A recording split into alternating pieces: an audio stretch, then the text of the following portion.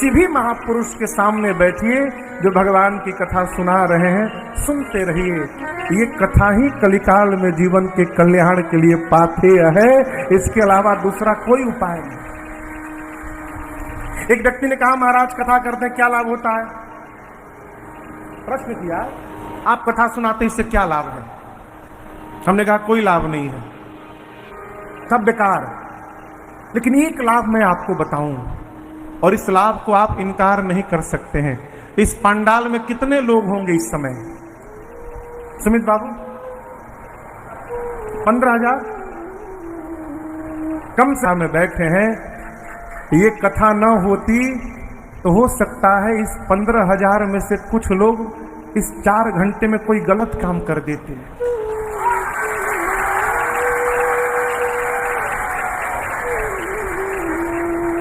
कुछ ना कुछ गलत कर देते, कोई लाभ नहीं हुआ, कम से कम वो गलत काम होने से तो बच गया हो, ये बहुत बड़ा लाभ है। भगवत कथा मन को रिचार्ज कर देती है। एक बेटा MBA पढ़ के आया लंदन से, तो पिताजी कथा सुनने गए तो बोला पिताजी से कि आप लोग बेवकूफ लोग हैं, 3 घंटा 9 दिन कथा सुनते हैं, 27 घंटा आप जीवन का बर्बाद कर दिए। 27 घंटा यदि हजारों लोग काम करते, देश का कितना विकास होता। बेटे के प्रश्न को बाप कुछ बोल नहीं पाया। जय हो, जय हो, जय हो, जय हो, जय हो। पिता कुछ बोल नहीं पाया।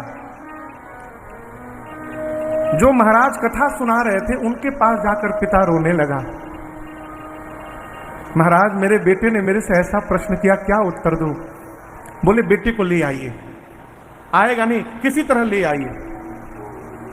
आया, बाप ने कहा प्रणाम करो, प्रणाम किया।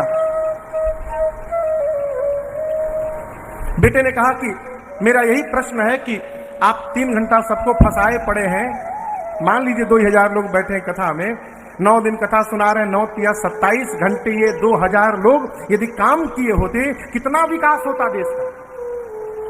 महाराज बोले बात तूने बड़ी अच्छी कही बेटे, लेकिन ये बताओ तुम क्या करते हो? बोले MBA हूँ, जॉब करता हूँ। कितने बजे से? सुबह 10 बजे बैठता हूँ और रात को शाम को 6 बजे तक करता हूँ। उसके बाद क्या करते हो? 6 बजे के बाद 7 बजे घर आता हूँ, थोड़ा दोस्तों के साथ घूमता हूँ, फिर 9 बजे भोजन करता हूँ, उसके बाद 10 बजे सो जाता हूँ। कब उठते हो? बोला सुबह 6 बजे। महात्मा बोले 11, 12, 1, 2, 3, 4, 5, 6, 8 घंटे तुम रोज सोते हो? बोला हाँ। महात्मा बोले मूर्ख है तू, यदि तू 8 घंटा और काम करता तो देश कितना आगे बढ़ता। बेटा बोला कैसी बात करते हैं? 8 घंटा सोता हूं तो अगले दिन काम करने की ऊर्जा प्राप्त होती है। महात्मा बोले बेटे, उसी प्रकार तेरा बाप 27 घंटे कथा सुनता है तो 1 साल काम करने की ऊर्जा इसको प्राप्त हो जाती है?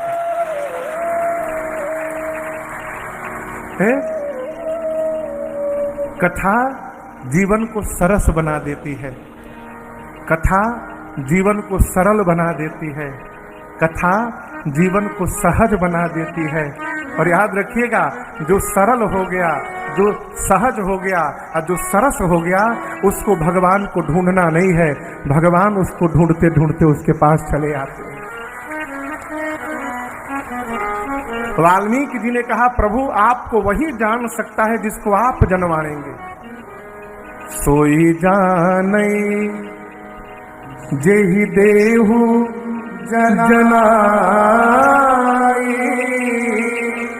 और जानत तुम्हारी तुम्हारी होई जाई। आप मुझसे पूछ रहे हैं राम जी मैं कहाँ रहूं? मुझे आपसे पूछने में संकोच हो रहा है, प्रभु आप कहाँ नहीं हैं? आप पूछ रहे हैं मैं कहाँ रहूं, मैं आपसे पूछता हूं आप कहाँ नहीं है। पहले आप उस स्थान को बताइए जहां आप नहीं है, फिर मैं आपको बताता हूं आप कहाँ रहिए। राम जी मुस्कुराने लगे। वाल्मीकि जी ने कहा प्रभु मैं तो विनोद कर रहा था आपके साथ, मैं आपके रहने के लिए प्रभु 14 स्थान बताता हूं। कितने स्थान? और बोले इन 14 स्थानों में से जहां आपका मन करे आप जाके रहिए प्रभु।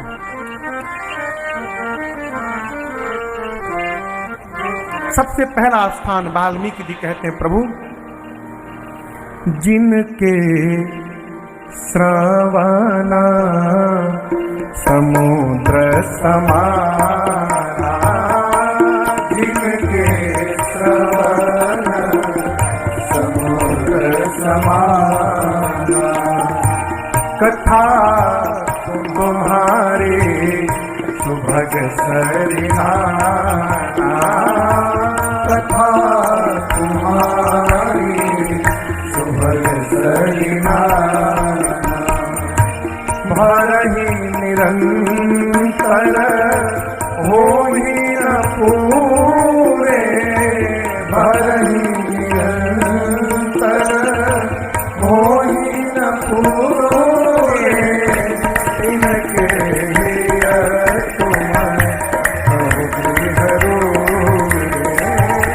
इनके तुम इनके तुम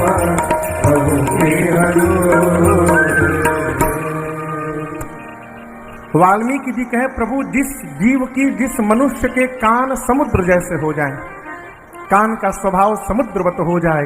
कैसे? जैसे समुद्र में नदियां निरंतर आती रहती हैं परंतु समुद्र कभी भरते नहीं है,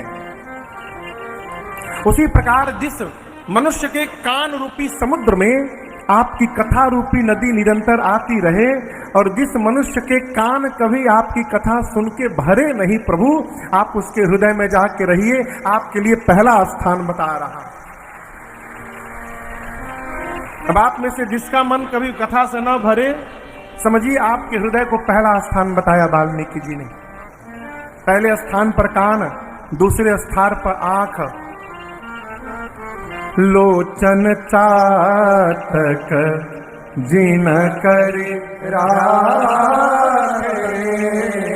रहहि दरस जलधर अभिलाषे,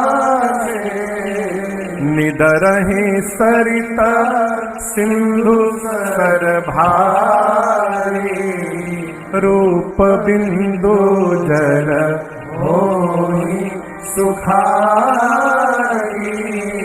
वाल्मीकि जी बोले प्रभु, एक पक्षी है जिसका नाम है चातक। आप लोग पढ़े हैं चातक के बारे में? हाँ, ऐसा कहते हैं कि चातक पक्षी उसी जल का पान करता है जो जल बादल स्वाति नक्षत्र में गिराते हैं। स्वाति में जब वर्षा होती है तो चातक उसी जल का पान करता है। प्यास से जब चातक मरने लगता है तो मरते समय भी वो अपने मुख को ऊपर ही किए रहता है।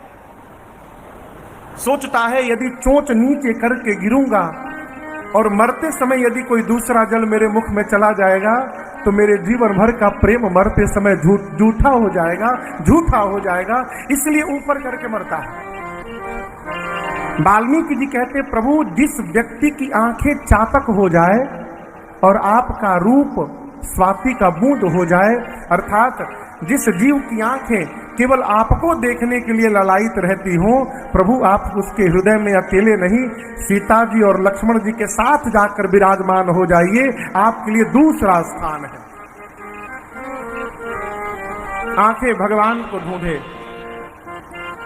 आंखें भगवान को देखे है। जहां देखता हूं वहां तू ही तू है, कानों में हरदम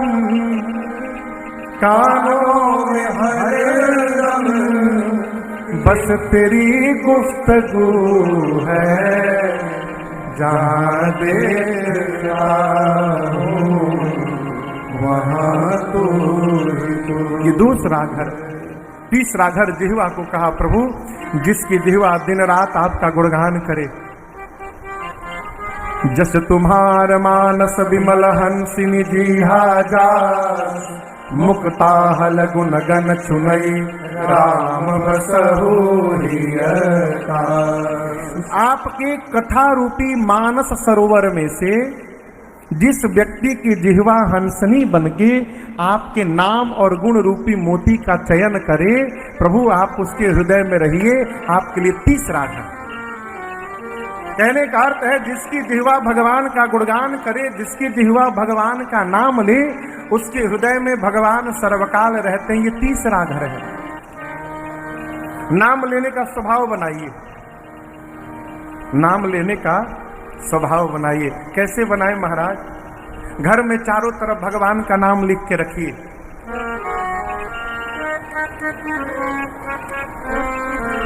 घर में चारों तरफ भगवान का नाम लिख के रखिए। लोग गाड़ी के पीछे शीशे पर नाम लिखते हैं, और हम बताएं अजीब अजीब नाम लिखते हैं। टीटू डी गड्डी। टीटू डी गड्डी लिखने से क्या होगा हो? आप उसमें जय सिया राम, हर हर महादेव लिखवाइए। क्यों? आपकी गाड़ी जब सड़क पे दौड़ेगी और आपके गाड़ी के पीछे जीवन भर जितनी गाड़ियां चलेंगी और उन गाड़ियों में जितने लोग बैठे होंगे, उन सब की आंखें जब जब आपकी गाड़ी की शीशे पर जाएगी और वहां जय सिया राम लिखा रहेगा, तो उनके मन में अपने आप भगवान का नाम आता रहेगा। और आपके कारण जितने लोग भगवान का नाम जपेंगे, उन सबसे आपको कमीशन मिलेगा। नेटवर्किंग है ना पूरा ये है। नाम लेने का स्वभाव बनाइए। नाम भगवान का जो दिल से लिया करते हैं, ये मेरे पूज्य महाराज श्री गाते हैं। नाम भगवान का जो दिल से लिया करते हैं, उन्हीं भक्तों को प्रभु प्यार किया करते हैं।